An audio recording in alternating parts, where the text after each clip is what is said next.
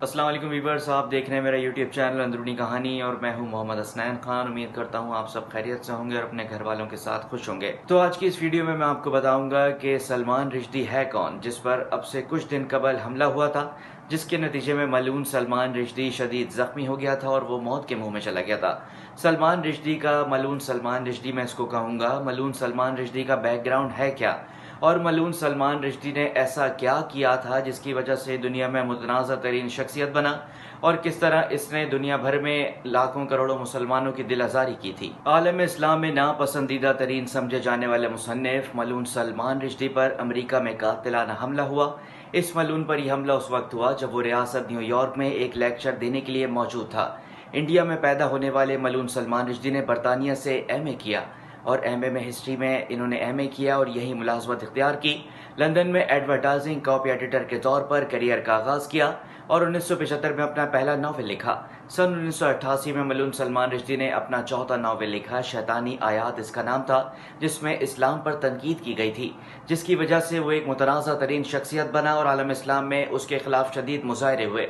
बड़ी तादाद में मलून सलमान रिश्दी की नई किताब को जलाया गया और कई मुसलमान मुल्कों में उनकी इस किताब पर पाबंदी आयद कर दी गई थी। मलून सलमान रिश्दी के खिलाफ बरतानिया समेत दुनिया भर में मुजाहरों का सिलसिला शुरू हुआ, जिनमें 60 अफराद मारे गए और सैकड़ों जख्मी हुए। इनकलाब ईरान के रहनुमा इमाम खुमैनी ने सन 1989 में उनके कत्ल का फतवा जारी किया और उनके सर पर तकरीबन $3 मिलियन का इनाम रखा।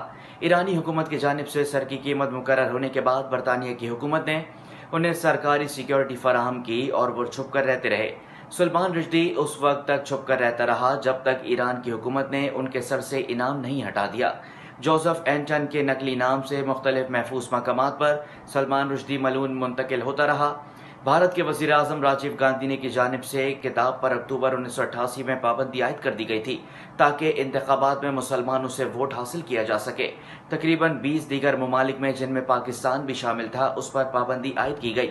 मलून सलमान रिश्दी अपनी रूपोश जिंदगी से 1991 में वापस मंजर-ए-आम पर आया, लेकिन उनकी जापानी मुतरजिम को उसी साल जुलाई में कत्ल कर दिया गया। चंद रोज बाद उनके अतालवी मुतरजिम पर चाकू से वार किया गया और 2 साल बाद नॉर्वे में किताब शाया करने वाले पर गोली चलाई गई। सन 1998 में ईरानी हुकूमत ने ऐलान किया कि वो इमाम खुमैनी के सलमान रिश्दी के हवाले से फतवे पर अमल दरामद नहीं करना चाहती। इस ऐलान के बाद 10 साल तक छुपे रहने वाला मलून सलमान रिश्दी दोबारा मंजर-ए-आम पर आया, लेकिन सन 2012 में ईरान की एक मजहबी तंजीम ने मलून सलमान रिश्दी के सर की कीमत $2.8 मिलियन से बढ़ाकर $3.3 मिलियन कर दी। मलून सलमान रिश्दी पर हमला करने वाले मर्दा मुजाहिद कौन है?